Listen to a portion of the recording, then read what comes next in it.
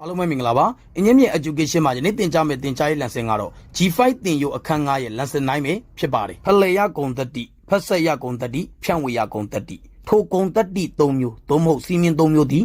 ဂိမ်းပြည့်တွေအတွက်ပဲမှန်ကန်မှုရှိတာလားသို့မဟုတ်တသမဂိမ်းတွေအတွက်ရောမှန်ကန်မှုရှိမရှိစစ်ဆေးတဲ့အပိုင်းကိုဆက်လက်သင်ကြားပေးသွားမှာပဲဖြစ်ပါတယ်ဆရာတို့အရင်လန်စင်မှာစီးမြင့်တစ်ကိုသင်ကြားပေးပြီးပါပြီယနေ့လန်စင်မှာတော့ဆရာစီးမြင့်နှစ်ကိုဆက်လက်သင်ကြားပေးသွားမှာပဲဖြစ်ပါတယ်စီးမြင့်နှစ်ဒီဆရာတို့ဖက်ဆက်ရဂုံတတိပါရှေးနှလုံးကွင်းကနောက်ကလာဖက်ဆက်ခြင်းသည်နောက်နှလုံးကွင်းကရှေးကလာဖက်ဆက်ခြင်းနဲ့တူညီမှုရှိမရှိဆက်လက်စစ်ဆေးပေးသွားမှာပဲဖြစ်ပါတယ်စာကယ်ဤတန်ဖိုးဒီ 2.5 ပါထို့ကြောင့်ဆရာတို့စာကယ်ရဲ့နေရာမှာဆရာတို့ 2.5 အစားသွင်းပါတယ်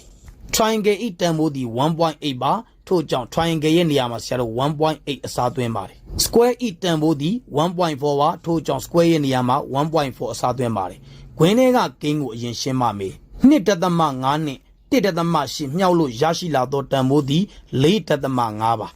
နောက်ဂိမ်းတန်ဖိုးသည်1.4 ပါရရှိလာသောတန်ဖိုးတစ်ခုကိုဆက်လက်မြောက်ပေးပါမယ်4.5နဲ့1.4ကိုမြောက်လို့ရရှိလာသောတန်ဖိုးသည်6.3ပဲဖြစ်ပါတယ်လက်ဝဲဘက်တန်ဖိုးတွက်ချက်ပြီးပါပြီရရှိလာသောတန်ဖိုးသည်6.3ပါလက်ရဘက်တန်ဖိုးကိုဆက်လက်တွက်ပေးပါမယ်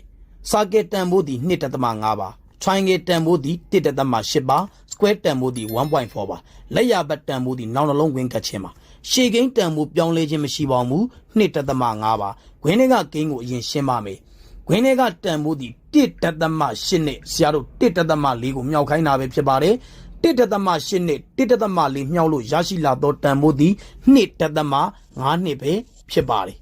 ရရှိလာသောတန်ဖိုးတစ်ခုကိုဆက်လက်မြောက်ပေးပါမယ်2.5နဲ့2.5နှစ်ကိုမြောက်လို့ရရှိလာသောတန်ဖိုးသည်6.3ပဲဖြစ်ပါတယ်လက်ဝဲဘက်တန်ဖိုးနဲ့လက်ရဘက်တန်ဖိုးတူညီနေသည့်အတွက်ဖက်ဆက်ရဂုံတတိသည်တသမဂိမ်းတွေအတွက်လည်းပြည်လည်မှုရှိပါတယ်ရရှိလာသောတန်ဖိုးကိုပြောပါဆိုရင်6.3ပဲဖြစ်ပါတယ်ဆရာတို့စီးမြင့်နံပါတ်2နဲ့ပုံစံတူပု္ပ္ပစာတွေကိုထပ်မံလေ့လာဖို့ရအတွက်သင်ကြားရေးလန်စင်ရဲ့ခွန်းမှန်မှာဆရာလင်းလေးချပေးထားပါမယ်ယူပြီးတော့ဆရာတို့တွက်ကြည့်လို့ရပါတယ်ဒီမှာဆရာတို့ဖက်ဆက်ရဂုံတတိပါမှန်ကန်ခြင်းရှိမရှိစစ်ဆေးခိုင်းတာပဲဖြစ်ပါတယ်လက်ဝဲဘက်တန်ဖိုးရှာပါမယ်လက်ရဘက်တန်ဖိုးရှာပါမယ်ရရှိလာသောတန်ဖိုးတစ်ခုဒီတူညီတယ်ဆိုရင်ဆရာတို့ပြည်လည်မှုရှိပါတယ်မှန်ကန်မှုရှိပါတယ်ယနေ့သင်ကြားပေးခဲ့တဲ့စီးမြင့်နှစ်ရဲ့ရှင်းလင်းချက်ကိုနားလည်လိမ့်မယ်လို့ထင်ပါတယ်အားလုံးကိုကျေးဇူးတင်ပါတယ်ရှင်လန်းချမ်းမြေ့ကြပါစေဗျာ